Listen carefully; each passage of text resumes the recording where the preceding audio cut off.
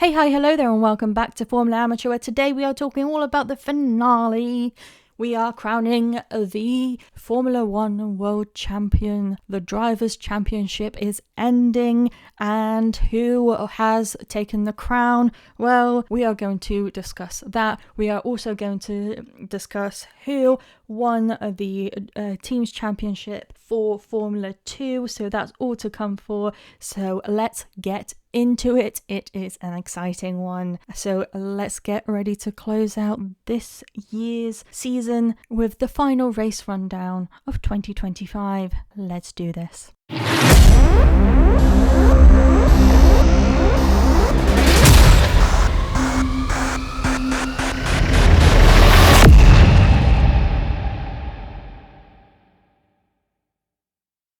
Okay, so let's kick off with the free practice session for Formula 2, and in 22nd place it was a new entry into Trident, and that was Infrafu Vasak with 18 laps. In 21st it was Shields with 21 laps. In 20th it was Maney with 17 laps. In 19th it was Bennett with 20 laps. In 18th it was Van Hoopen with 18 laps. In 17th it was Villagomez with 20 laps. In 16th it was Stenshorn with 20 laps. In 15th it was Solov with 19 laps. In 14th was Bogdanovic with 19 laps. In the 13th was Verschoor with 18 laps. In 12th it was Browning with 18 laps. In 11th it was Stanek with 19 laps. In 10th it was Montoya with 17 laps. And then in 9th it was Miata with 18 laps. In 8th it was Dunn with 19 laps. In 7th it was Fornaroli with 15 laps. In 6th it was Martins with 18 laps. In 5th it was Goethe with 18 laps. In 4th it was Dirksen with 19 laps. In 3rd it was Lindblad with 18 laps. In 2nd it was Mini with 17 laps. And in 1st it was Crawford with 18 laps. So what was the starting grid for the sprint race? Well, in 22nd it was Infrafu Vasak. In 21st it was Shields. In 20th it was Miney. In 19th was Van Hoopen. In 18th it was Stenshorn. In 17th it was Browning. In 16th it was Villagomez. In 15th it was Bennett. In 14th it was Miata. In 13th it was Mini.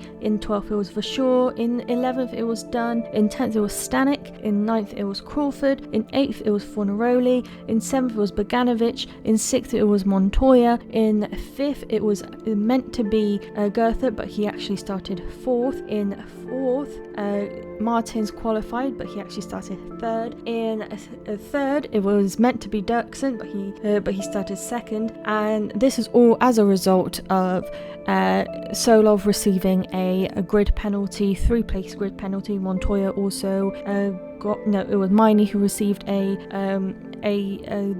penalty as well. That was for having his wheels the wrong way around, and so Solov started 5th, although he qualified 2nd, and in 1st it was Lindblad. So how did the sprint turn out? Well, in 22nd it was Bennett who dropped 3 places as a result of a DNF, and then in 21st it was Stenshorn who dropped 3 places as a result of a DNF, and in 20th it was Browning who dropped 3 places as well. In 19th it was Shields who gained 2 places. In 18th it was Infrafu Vasak who gained 4 places. In 17th it was Miney who gained 3 places. In 16th it was Villagomez who stayed where he was. In 15th it was Van Hoopen who gained 4 places. In 14th it was Miata who stayed where he was. In 13th it was Montoya who dropped 7 positions after he struggled to get his car into gear when the race actually started. And then in 12th it was Verschoor who stayed where he was. In 11th it was Fornaroli who struggled that race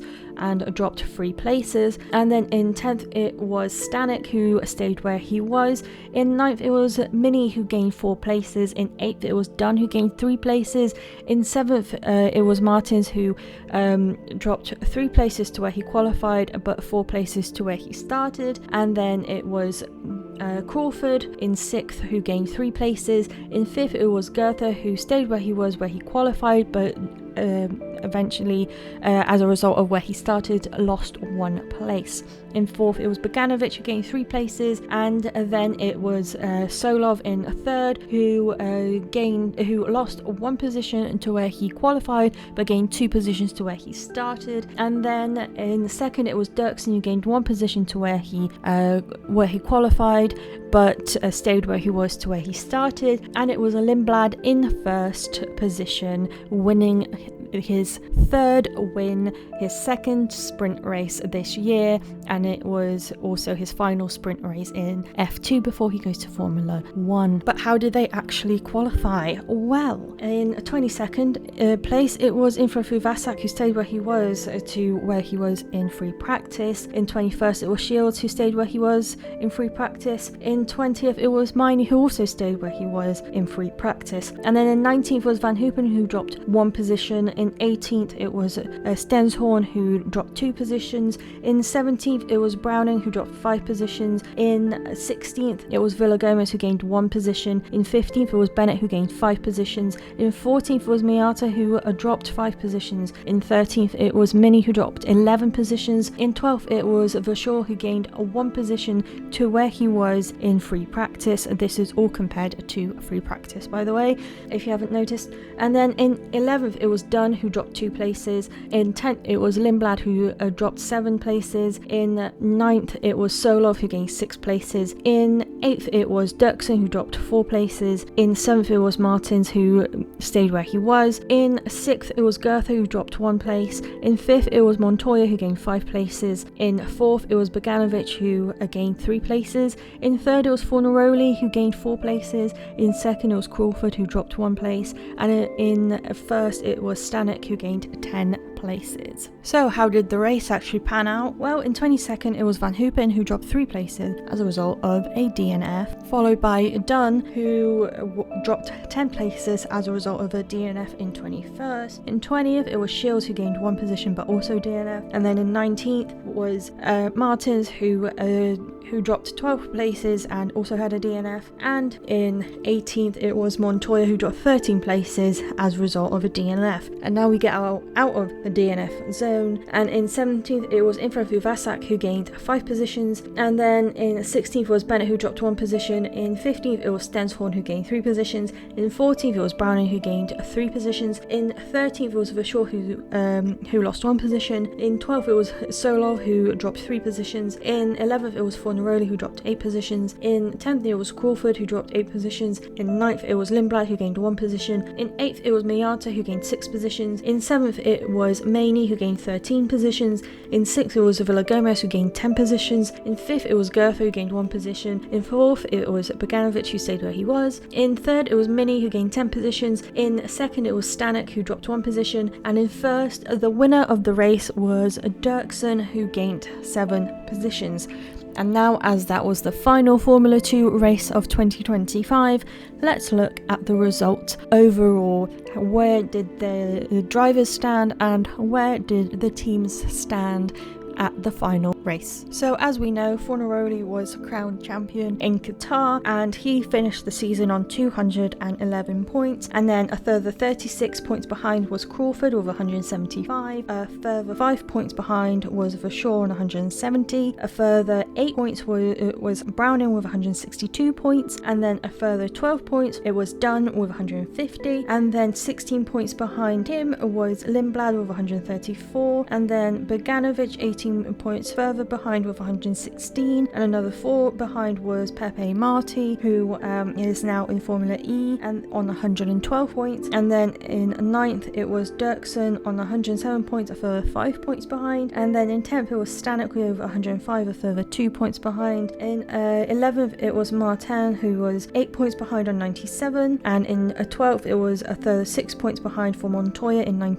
with 91 points, and then in 13th it was Mini with a further 19 points behind on 72 points, with Villagomez behind him, another 29 points behind on 43, and he was in 14th, and then in 15th it was Goethe with a further 6 points behind him with on 37 points. In 16th it was Maney who was 5 points behind on 32 points. In 17th it was Miata who was another 2 points behind on 30. In 18th, although he only had two races, it is still very impressive. He's got got 12 points, so he is a further 18 points behind Miata. In 19th, it was Cordeal, who was on 3 points, so that's a further 9 points behind. In 20th was Megatunif with 2 points, he was 1 point behind Cordeal. In 21st, it was Stenshorn with 2 points, and that makes him on par with Megatunif. In 22nd, it was Bennett with 1 point, and that's a 1 point behind. In 23rd, it was Esterson with no points, so that's 1 point behind. In 24th, it was Shields with 0 points, and then in 25th, it was Van Hopen. In 26th, it was Infrafu Vasak, and in 27th, it was Wharton, but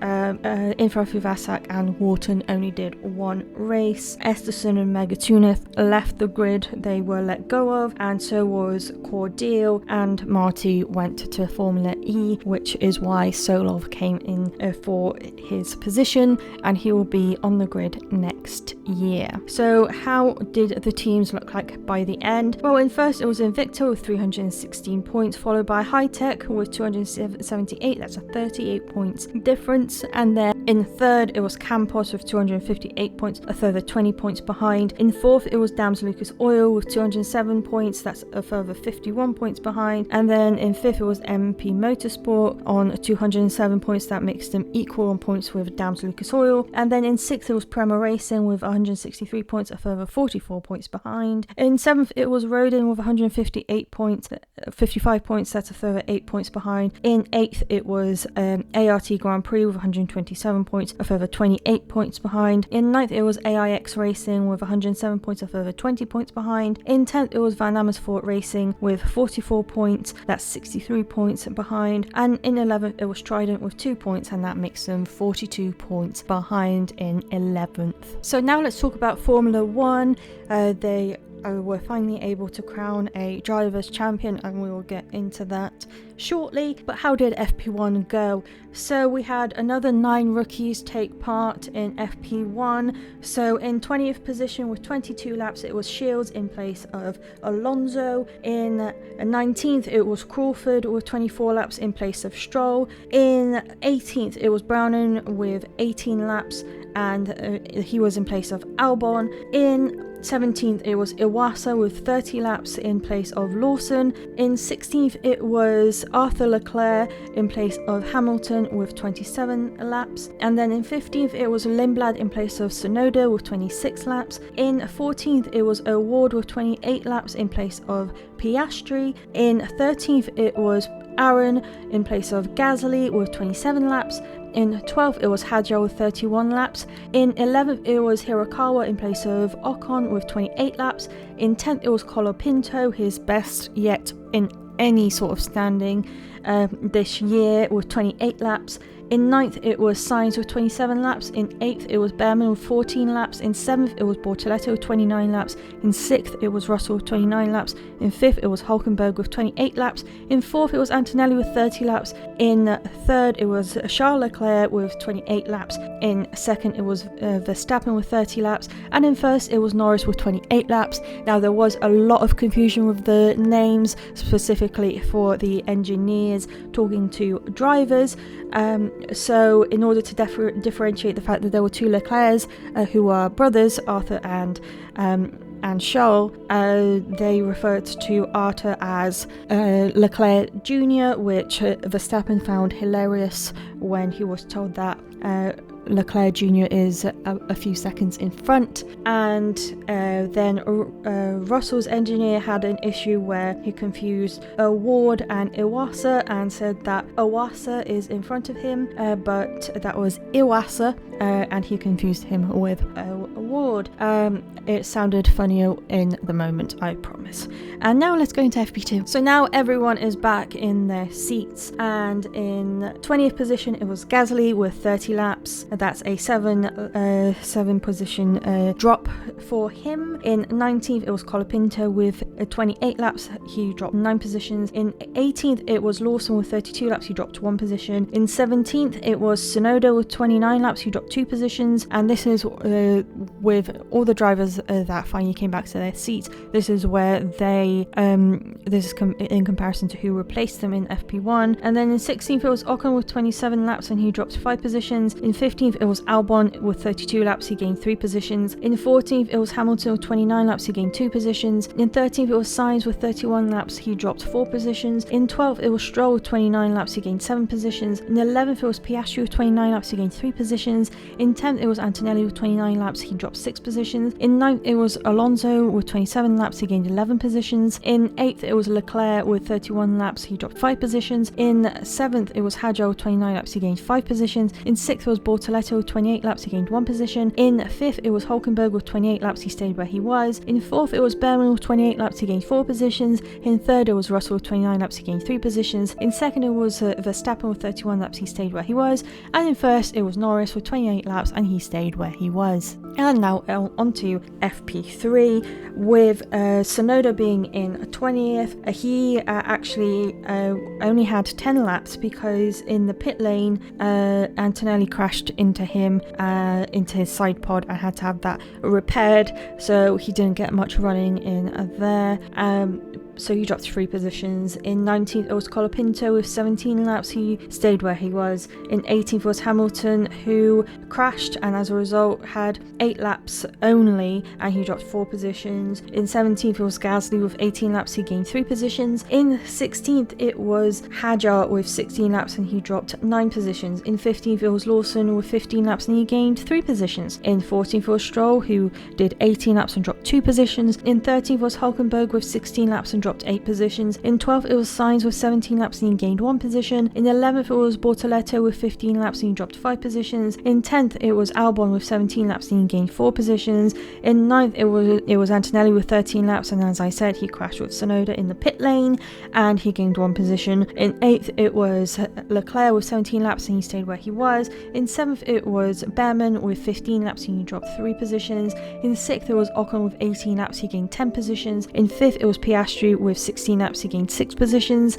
In 4th, it was Alonso with 16 laps and he gained 5 positions. In the 3rd, it was Verstappen with 14 laps and he dropped 1 position. In 2nd, it was Norris with 19 laps and he dropped 1 position. And in 1st, it was Russell with 13 laps and he gained 2 positions.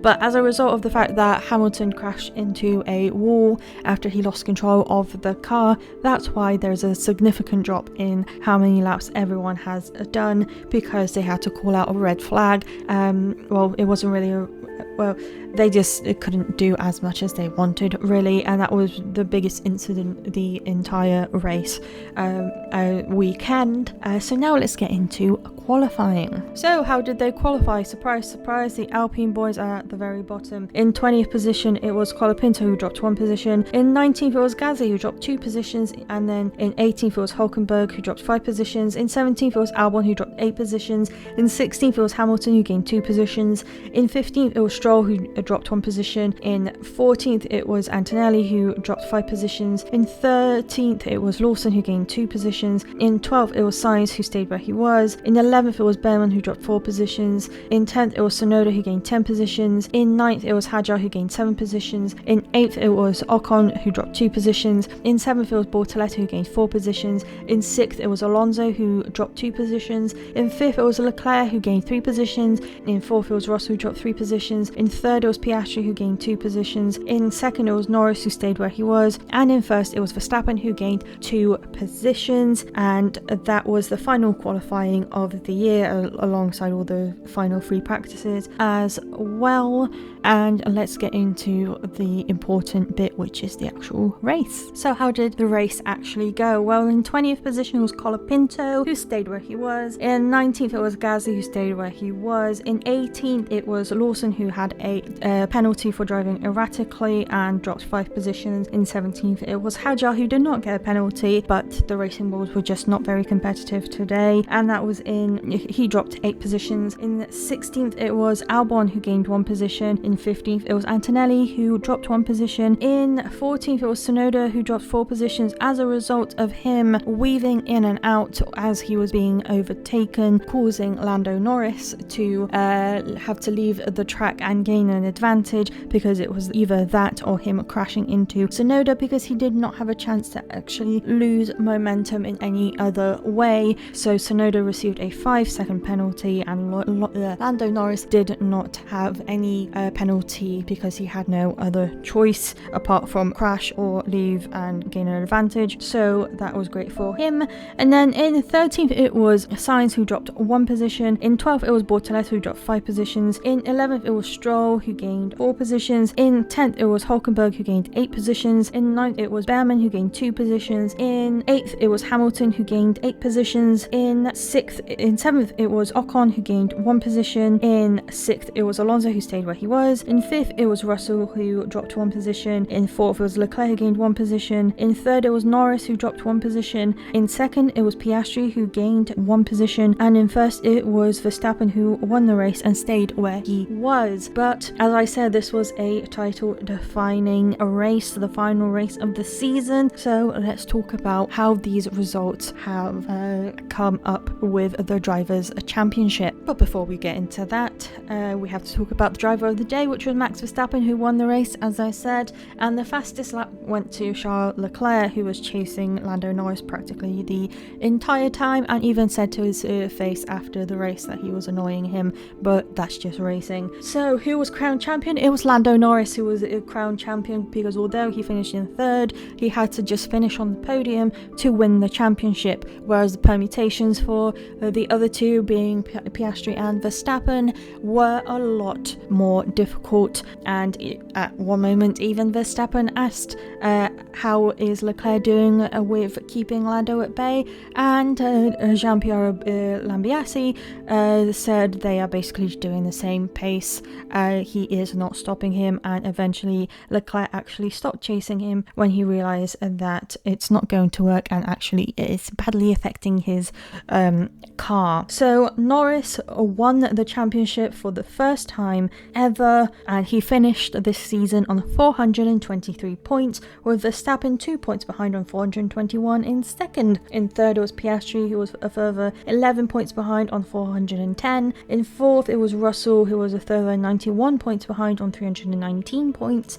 And then in 5th it was Leclerc, who was a further 77 points behind on 242 points. And in 6th there was Hamilton, who was a further 86 points behind on 156. And then in 7th it was Antonelli, who was 6 points behind on 150 points. In 8th it was Albon with 73 points, which meant that he was 77 points behind Antonelli. In 9th it was Sainz with 64 points, who was 9 points behind his teammate Albon. And in 10th it was Alonso with 56 points, and that was 8 points behind Sainz.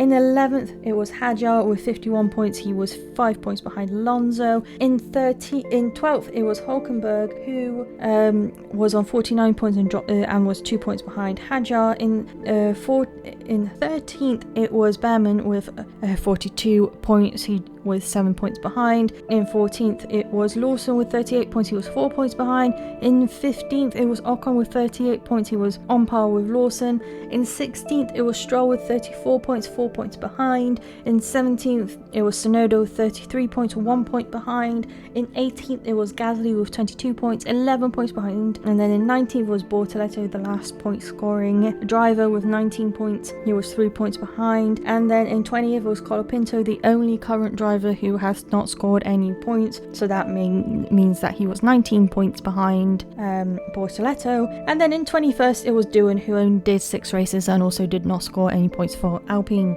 Now let's get into the team, shall we? Well, in Singapore, McLaren was crowned champions, and for a good reason, because they finished the season on 833 points, with Mercedes solidifying the 2nd position on 469 points, so they were 364 points behind McLaren. In 3rd it was Red Bull with 451 points, they were 18 points behind Mercedes. In 4th it was Ferrari with 398 points, they were 53 points behind Red Bull. In 5th it was Williams with 137 points, 261 points behind Ferrari, but it's still an amazing achievement considering that last year they managed to get 17 points overall, so that is a 120 point increase, so well done to them, they should be very proud of themselves. And then in 6th it was Racing Bulls with 92 points, they were 45 points behind Williams. In 7th it was Aston Martin, who were on 90 points. They were 2 points behind Racing Bulls. In 8th it was Haas with 80 points. They were 10 points behind Aston Martin. In 9th it was Kick Sauber with 68 points. They were 12 points behind Sauber. Yeah, it doesn't look good for being in 9th position, but you have to remember that last year they were on 4 points by the end of the season, so 68 points. It's a 64 points increase from last year, and it is their final season as Kick Sauber, because next year they are Audi. And then in 10th it was Alpine with only 1 point scoring driver of the 3 that they had, and they are 46 points behind Sauber. And of course next year there will be an 11th team as well in the mix, so we will see where Cadillac will be in comparison to everyone else, and where Audi will be. Will they improve from their Sauber days? We'll just have to see how it goes. Thank you so much for listening to another episode of Formula Amateur, the final race rundown of the season. We'll be back in March with race rundown, don't you worry about that. It's actually on my birthday weekend that we come back, so that will be great for me. It will be an early start, but it will be worth it. We'll be talking all about the Australian Grand Prix for the 2026 season with 11 teams, 22 drivers, so that will be very exciting.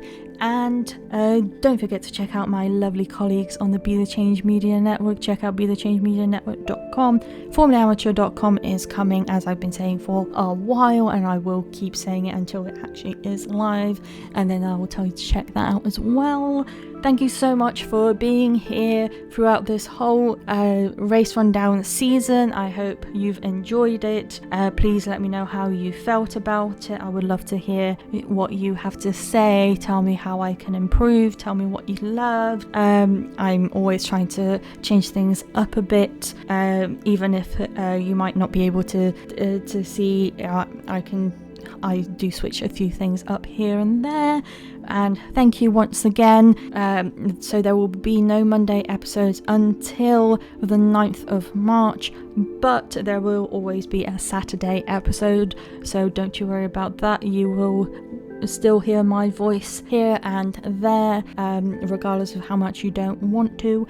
So have a lovely rest of your week. Have a lovely winter break from a race rundown, and I'll see you on Saturday. Goodbye.